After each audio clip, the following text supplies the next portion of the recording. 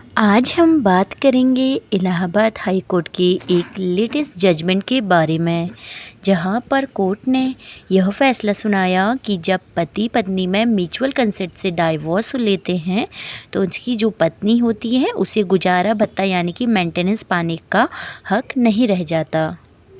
आइए जानते हैं क्या था ये मामला। ये मामला पति पत्नी के बीच तब स्टार्ट हुआ जब गौतम बुद्ध नगर के एक फैमिली कोर्ट ने ये आदेश दिया कि पति अपनी पत्नी को 25,000 रुपया महीना का मेंटेनेंस देगा,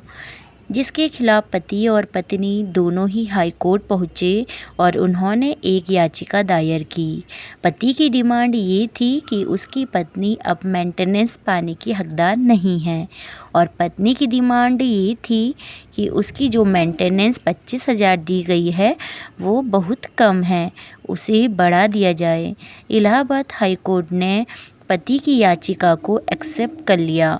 लेकिन पत्नी की याचिका को खारिज कर दिया। कोर्ट ने यह कहा कि क्योंकि पत्नी ने डाइवोर्स लेने के दौरान अपने सभी अधिकारों को छोड़ दिया था और उसका बेनिफिट लेने से मना कर दिया था, इसलिए डाइवोर्स पाने के बाद वो दोबारा मेंटेनेंस पाने की हकदार नहीं रह जाती है, क्योंकि ये अधिकार उसने खुद ही छोड़ दिया था।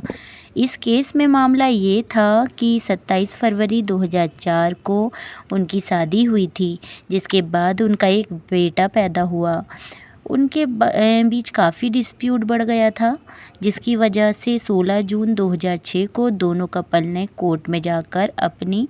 आपसी सहमति से तलाक की एप्लीकेशन दायर की थी।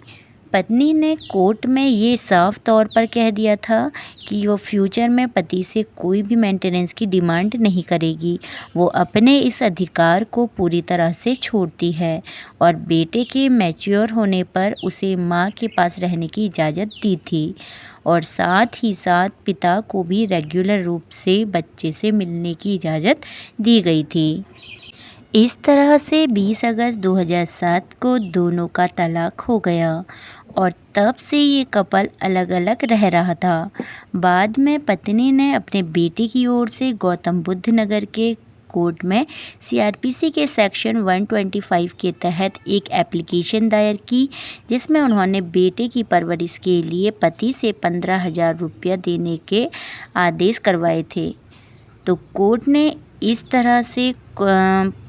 कोर्ट में ये बताया कि एक बार जब पत्नी म्यूचुअली अपने पति से डाइवोर्स ले लेती है और अपने सभी अधिकारों को छोड़ देती है तो वे बाद में मेंटेनेंस की डिमांड नहीं कर सकती।